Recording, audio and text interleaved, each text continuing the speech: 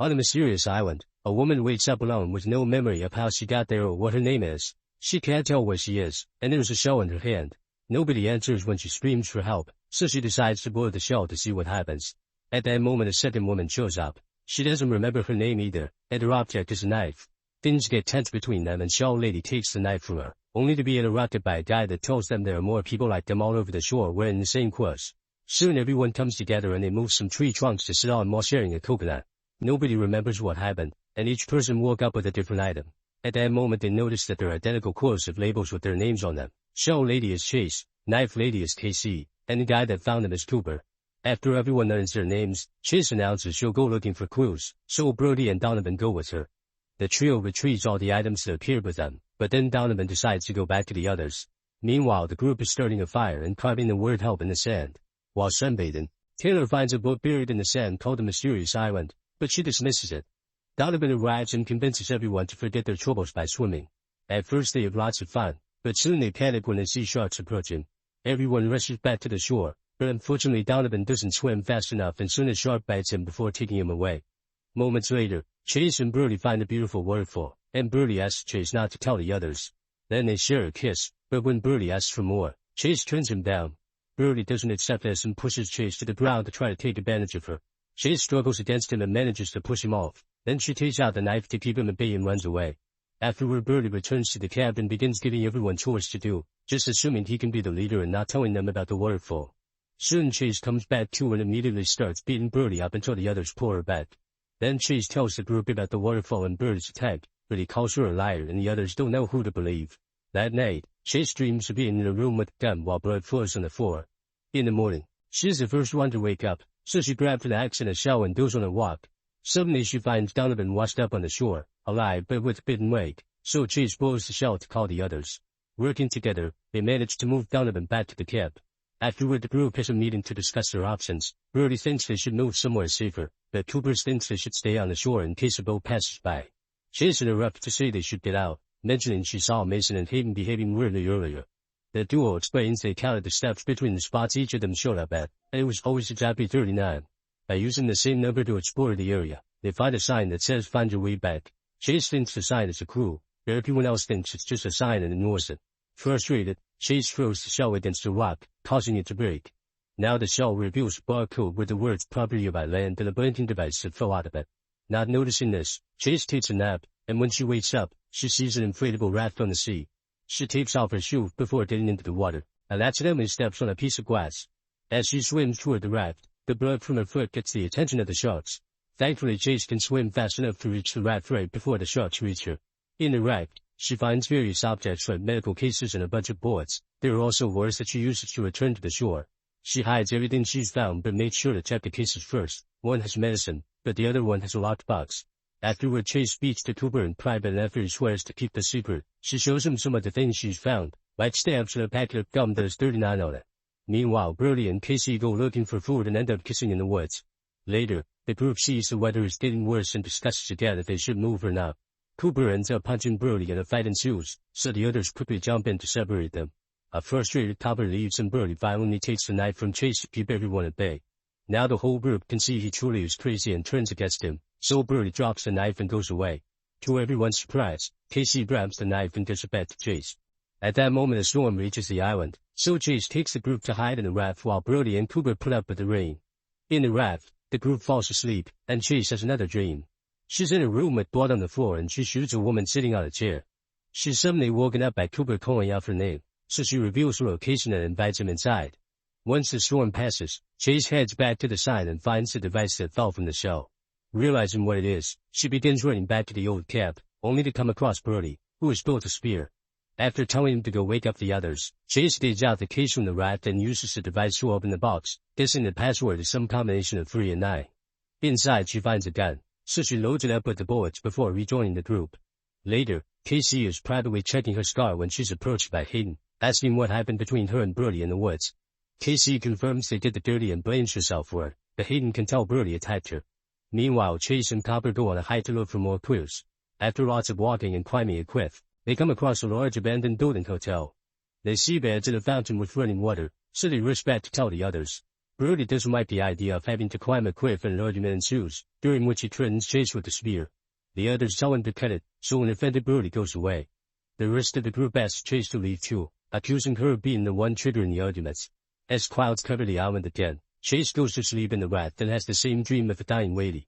In the morning, the group drags Chase out of the raft and takes her to the beach, where Brody is dead with a knife in his body.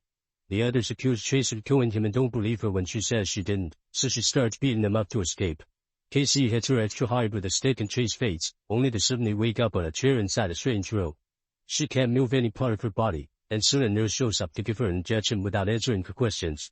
Chase falls asleep and has visions of the lady from the dream and the sea from the island. When she wakes up, a doctor is checking on her. He promises she'll get answers soon and uses a device to allow her body to move again. It's explained that a magnetic force field was keeping her in place, which is required to keep the prison population under wraps. Chase doesn't understand what he means by prison, but the doctor goes away and leaves her in the locked room. Soon a bunch of armed guards arrive and take her to see Warden Wells, who casually mentions Chase's military training. Wells confirms this is a prison, and the island is just a simulation they put the prisoners through as part of an experiment to see how criminals would act if they were given a second chance. Chase is the first one to have ever woken up on her own, but she'll be sent back soon. Later the nurse comes with 2 guards to connect Chase back to the simulation. Unwilling to return, Chase fights the guards off, knocking out one of them and connecting the other one to the chair using the force field. Then she takes the nurse hostage, only to throw her at the upcoming guards so she can run away. An alarm rings in the building as Chase beats down a few more guards then climbs down a pillar to reach the outside. Unfortunately she's soon surrounded by guards and they quickly knock her out.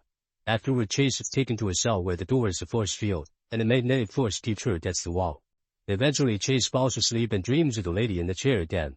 When she wakes up, the wall finally releases her and the guards take her to see Wells, who has prepared a meeting with the scientists that created the simulation.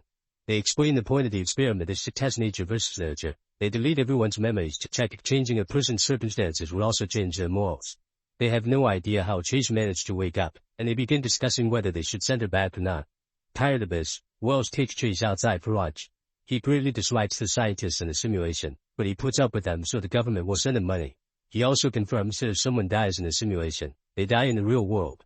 When she asks about Brody, Wells tells her he was an awful person and his crimes were abuse and murder, so he's happy he's dead. Moments later, the scientists announce that they'll send Chase back to the island. She immediately protests and grabs her chair to fight, but the guards quickly capture her and take her away. Then Chase is tied up outside by the neck, so she slaps Wells and tries to move, but the noose keeps her in place and Wells announces a punishment. The guards come to attack her and at first Chase manages to defend herself, but there are too many of them and eventually she gets defeated. Afterward Chase is secretly visited by Dr. Wiss, one of the simulation scientists. She tells her to stay on her path and not to be Wells' puppet because she suspects he's tampering with the results of the tests. When she's about to say more, she's interrupted by the nurse and the guards, who take Chase away in the truck. During the trip, the guard punches her, so she fights him off and jumps out of the truck to escape. Chase sneaks around in the tall grass while avoiding the searching lights and eventually finds a building with a guard outside. She waits for the guy to leave with the scientist and gets inside, where she finds an advanced control center and has to knock out another guard. Then she steals a white coat and moves around with her head down until she discovers the disturbing main room. All the other criminals from the island are floating in tanks while wearing strange suits. Suddenly she's surrounded by Wells and his men, who hold her down as the nurse gives her an injection. An unconscious Chase is put back in her tank and reconnected to the simulation. In seconds, Chase wakes up on the beach again with her hands tied up while the group discusses what to do with her regarding Brody's murder. She remembers everything about the person and tells the others, but no one believes her and they refuse to untie her. However, Chase's words cause Hayden to have a vision of her in the car with the guy, who she kisses before stabbing him multiple times, then she crosses him off the kill list. Afterward Chase tries running away so the group goes after her and tackles her to the ground. While they're struggling on the sand, they're suddenly interrupted by 2 new people called Bonnie and Quiet. The more Quiet speaks, the more he sounds like Wells, so Chase thinks the warden sent them to manipulate them. When nobody listens to her warnings, she makes an observation. The duo doesn't seem bothered by the body on the beach.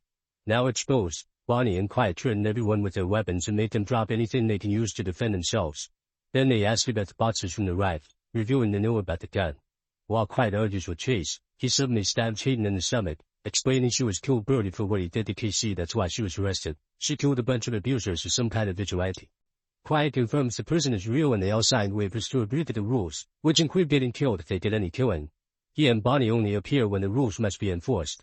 They also reveal that the memory wipes have been reversed, so soon everyone's mind will be flooded with images. Then Quiet frees Chase and tells her to leave. She rushes to find the boxes she hid and retrieves the gun, which makes her have the vision of her shooting the lady, and she thinks it must have been her plan. Afterward, Chase takes the medicine box to the group and leaves with the gun. Bonnie and Clyde scold the group for spending the past few days doing nothing and tell them there's a village on the other side of the island, so they should head there. After reminding them they'll always be watching them and leaving the island to trip in, Bonnie and Clyde go away. The group buries Hayden and Brody and discusses what to do. Casey, Cooper, and Moses decide to look for the village, but the others prefer to stay at their camp. A few hours later, the trio finds a bunch of huts while Bonnie and Clyde smile from afar as they say let the games begin. Soon the prisoners start receiving their memories back. Mason sees himself shooting people at a mall with blood on his face. Casey is in her car having a mental breakdown near the sea while a storm rages outside, and Britta sees herself as a nurse in a hospital telling the doctor that the patient filed that do not resuscitate. The doctor didn't have such a note on the patient's file, so he couldn't help the patients that were in pain because they weren't in an euthanasia state. Refusing to let her patients suffer, Britta tampered with the patient's IVs, killing lots of people before she was caught. At that moment, Britta sees Taylor dragging the raft into the water to try to escape, so she rushes to stop her as she reminds her of Bonnie and Clyde's warnings. Taylor just pushes her away and keeps going, so Britta runs to tell the others. Unfortunately, they arrive too late and Taylor escapes in a raft. At the same time, Moses is getting his memories back too. He used to be a rebel, and with the help of a friend, he put a bomb inside an empty building as an act of protest. However, they were wrong and the building did have people in it, which ended up dead. Moses and his friend were both arrested for murder. Casey also continues to see her memories. She was married to Rick and they had 2 kids together, but Rick was physically and verbally abusive towards her. Since Rick wouldn't get a job, Casey worked at a bar where she met Jordan, who she fell in love with. They started to see each other in secret very often, but one day Casey was disappointed to discover Jordan left town. Later she asked Rick for a divorce, mentioning the affair, letting him know that any man was better than him. Furious, Rick pushed her head into the sink, keeping her underwater for a few seconds before aggressively announcing she wouldn't see her sons again. This caused her to have a mental breakdown, during which she sedated her sons and put them in the back of the car before driving into the sea. The kids died, but she managed to get out, so she went home and self-deleted them for Rick, who quickly saved her.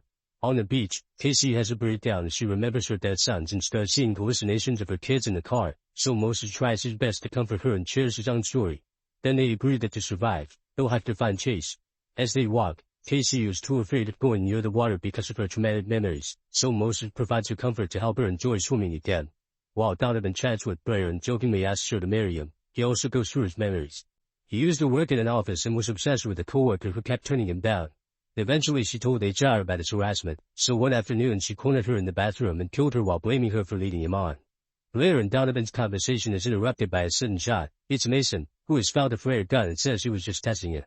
In the woods, Cooper is searching the area and suddenly overhears Bonnie and Clyde talking. Apparently they're planning to do something against the rules and mention some kind of boss. Meanwhile, Chase makes it back to the abandoned hotel, and in a room, she finds a lady from her visions, whose face is quite damaged. The lady suddenly appears by Chase's side and grabs her by the neck, telling her she's killed her own mother. As the lady laughs, Chase reminds herself this isn't real and her mother disappears. Then Chase approaches a chair and finds a key for room 39, so she heads there and begins searching every nook and cranny. Behind the painting she finds an envelope full of photos and a title for a house that she suddenly gets a vision of. The photos are of her and her mother, the house, and to her shock, one of her hugging Cooper. At that moment she hears a noise outside and bumps into Cooper, so she uses the chance to show him the pictures. Then they both admit that they remember being happy as a couple. In the meantime, Taylor shipwrecks and gets hurt, but at least she reaches another island. As the raft floats away, Taylor searches the area and finds a skull that has the property of Atlantic text. At that moment she's hit by her memories. It turns out she and her boyfriend tried to rob a bank. Afterwards she eats some fruit and takes a nap. When she wakes up, she finds her head wrapped in bandages and a bowl next to a pipe that says chicken soup, so she drinks it all. Minutes later, she's found by Bonnie and Clyde, who congratulate her for finding a place called Two-Land but explain it here because she broke the rules. Taylor explains she didn't mean to kill anyone and was an accident during the robbery, blaming her boyfriend for the deaths. The duo then reveals that the island only has one resident who happens to be a cannibal, and the soup she ate was made with her own fingers. In the evening, Casey wakes up to see her son burning the abandoned village. She approaches the boy to stop him, telling him how much she loves him.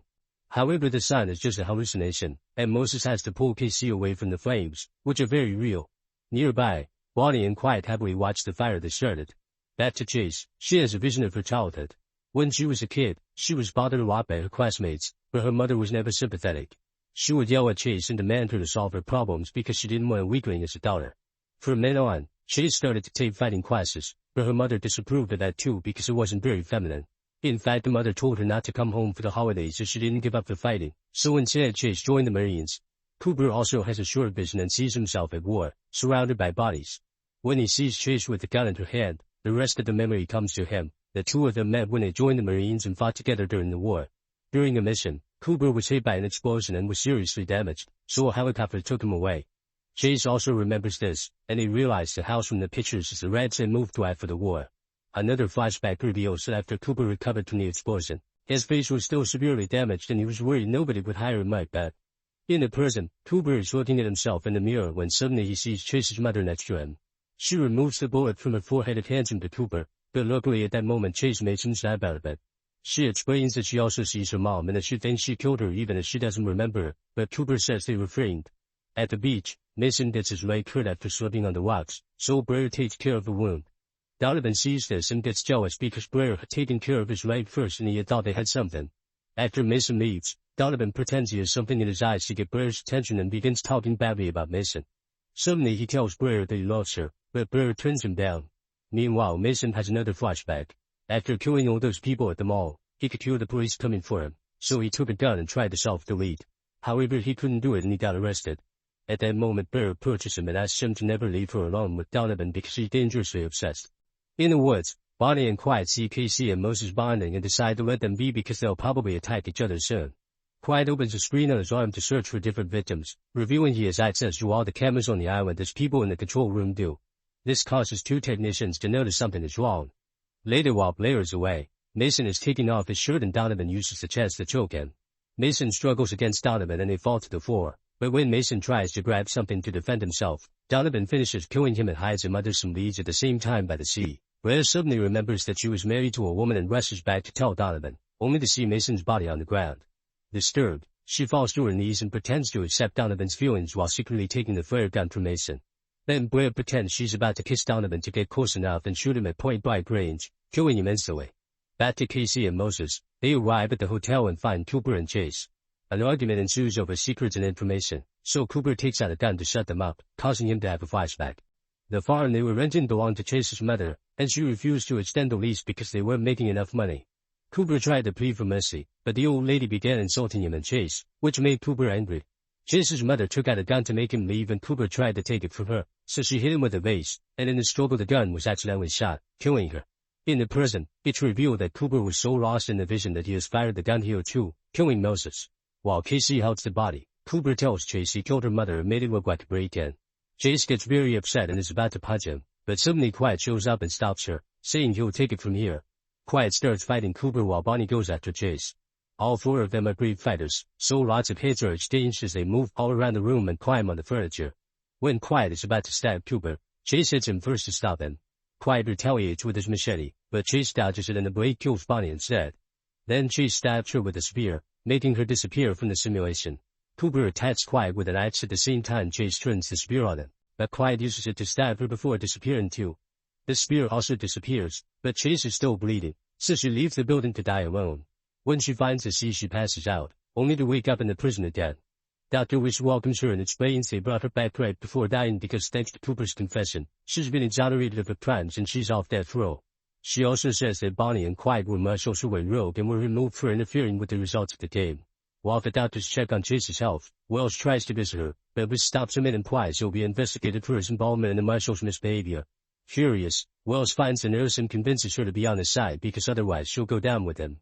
When Chase is taken to see a psychiatrist, she learns that the names on the prisoner's shirt labels have been their surnames, and her actual first name is Gabriella. The doctor reveals that all the prisoners went into the simulation voluntarily because it would get them out of death row and they signed non-disclosure agreements.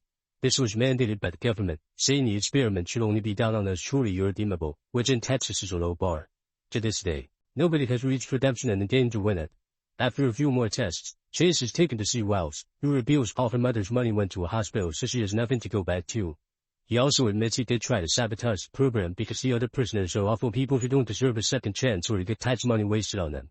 Then he offers her a deal. If she doesn't tell the scientists about his plans, he'll take Cooper out of the simulation so she can have her revenge. Chase immediately accepts. Meanwhile, the scientists tell Bonnie and Quiet that they'll go to jail for their actions, but their sentence may be smaller if they were under someone's orders. However, the duo is too scared of Wells and doesn't mention his name. Afterward, Chase has to meet with the scientists one last time before she's released to tell them about her experience. They ask her about the gun she found because they didn't put it in the code, yet Chase doesn't mention Well's name either. Then the scientists explain that 39 is the number of steps from the end of the cell block to the electric chair. Chase finds this very sadistic and points out there's no way all this money is being spent to rehabilitate criminals, so she suspects they have a secret profitable reason. Wells agrees and an argument ensues, but at that moment he gets a call from the governor, so the meeting must be paused. A guard takes Chase back to the lab while explaining she has to wait for her paperwork to leave. Suddenly Wells appears with the nurse, who captures Chase with the force field and is about to kill her with an injection. Luckily Wiz shows up and orders the guards to stop him, but as Wells just put it out, he tells Chase she still doesn't know everything. Later the scientists judge Wells, revealing he was the one to put the cannibal on the island too and that the nurses betrayed him. An offended Wells starts screaming and again tells Chase that they're hiding something from her, so the guards take him away. Afterward Chase finally gets ready to leave and she's approached by Wiz, who finally confesses the last secret as she gives Chase an injection. Suddenly Chase's face changes, revealing she's actually quite old. She's been in prison for 25 years, but when the prisoners enter the simulation, their avatar appears at the age they committed the crime. The illusion is only in the prisoners' minds, everyone else has always seen her as an older woman. Chase realizes Cooper must be old too and demands to see him, but Wiz says it's not possible because he's still on the island. As Chase finally leaves the prison, she sees the city outside and discovers how much the world has changed in almost 3 decades. Meanwhile Wells appears on the island too and Casey and Cooper welcome him to Wonderland.